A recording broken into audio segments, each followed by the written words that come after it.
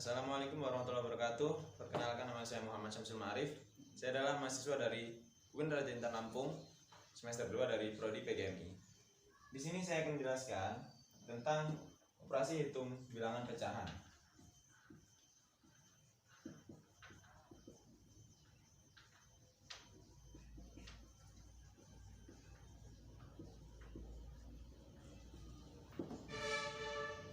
Bilangan pecahan adalah bilangan yang terdiri dari dua angka. Contoh, sebagai contoh A per B. Ini adalah contoh bilangan pecahan.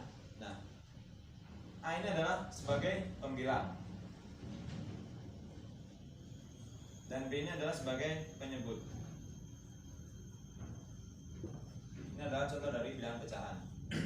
Dan dalam bilangan pecahan tersebut terdapat dua cara untuk mengoperasikannya. Yang pertama adalah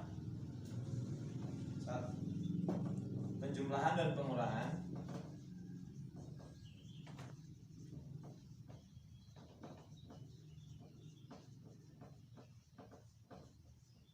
Yang kedua adalah perkalian dan pembagian.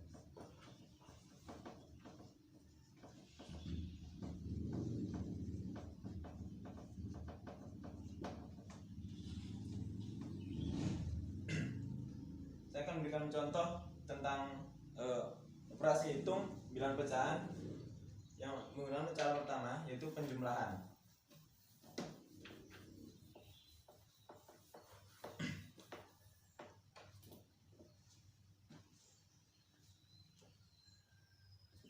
Contoh dari penjumlahan: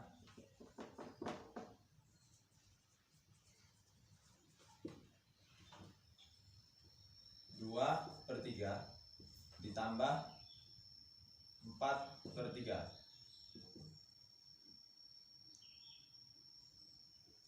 Jika penyebutnya ini sudah sama,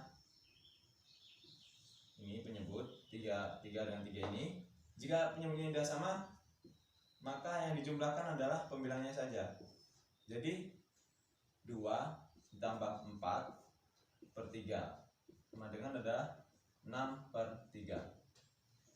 Nah, 6/3 ini masih kita bisa sederhanakan lagi, yaitu dengan cara yang atas dibagi 3, yang bawah juga dibagi 3, menjadi 2/1.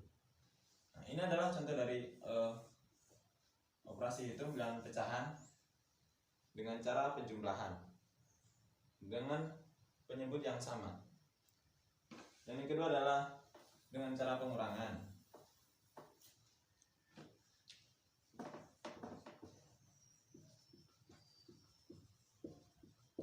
Contohnya 4/3 dikurang 2/3.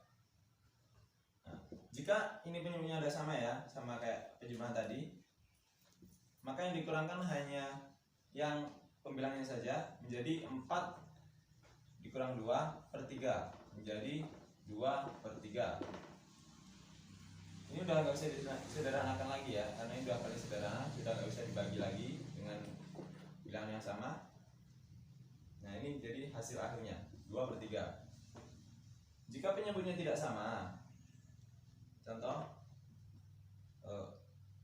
2/3 dengan dikurang 4/2, maka kita harus menyamakan penyebutnya dulu dengan mengalihkannya dengan jumlah yang sama, bilangan yang sama. Menjadi ini dikali 2 dan ini juga dikali 3, menjadi 5/6 dikurang 12/6. Ini baru bisa kita kurangkan dengan menyamakan penyebutnya dulu, yaitu dengan cara pembilang dikali 2 dan penyebutnya juga dikali 2, menjadi hasilnya 5/6, 4/6, maaf salah. Dan yang kedua pun sama, dengan menyamakan penyebutnya dulu dengan 4 dikali 3 dan penyebutnya dikali 3 juga, menjadi 12/6. Nah, dari sini baru bisa kita kurangkan Jadi 4 dikurang 12 adalah min 8/6. Nah, ini adalah hasil akhir dari penjumlahan pengurangan. Dan cara yang kedua yaitu adalah perkalian. Ini adalah contoh dari perkalian.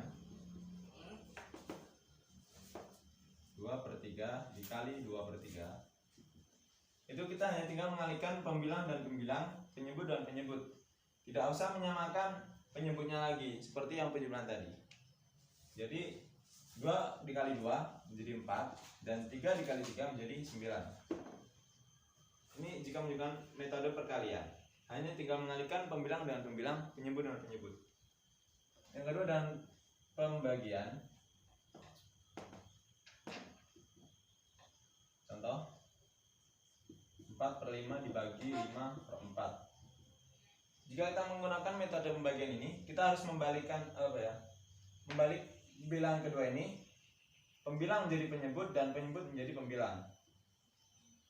Jadi seperti ini, 4/5 dibagi 4/5. Setelah kita membalikkan pembilang menjadi penyebut dan penyebut menjadi pembilang ini, kita hanya tinggal mengalihkannya saja. Jadi ini maka akan menjadikan perkalian menjadi 4 dikali 4/5. Hasilnya adalah 16/5. Ini adalah contoh dari pembagian. Ini perkalian dan penjumlahan dan pengurangan sudah yang tadi ya. Kita masuk materi yang kedua,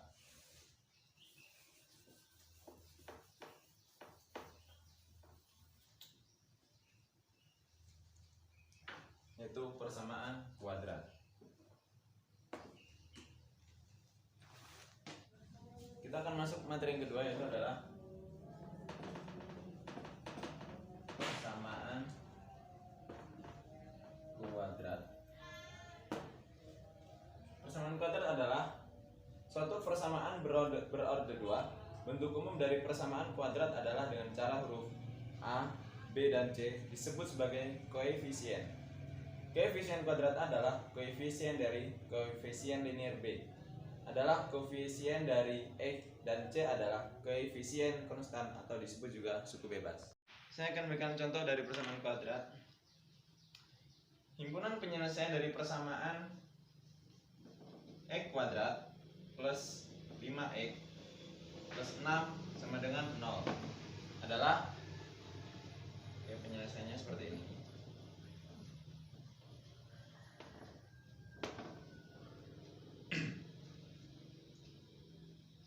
Dengan metode pemfaktoran sama dengan X kuadrat plus 5X plus 6 sama dengan 0.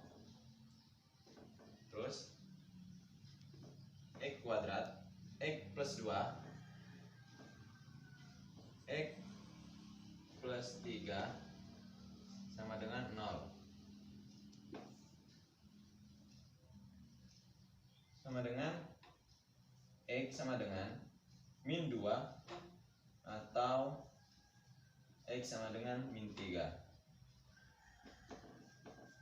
P adalah min 2 min 3. Ini adalah contoh soal dan sekaligus penyelesaiannya. Mungkin itu saja yang dapat saya sampaikan. Semoga bisa kalian serap dan bisa kalian manfaatkan juga. Maaf jika ada salah kata atau salah penyelesaian atau dengan salah cara saya mohon maaf. Saya akhiri, wabillahi taufiq wal hidayah. Wassalamualaikum warahmatullahi wabarakatuh.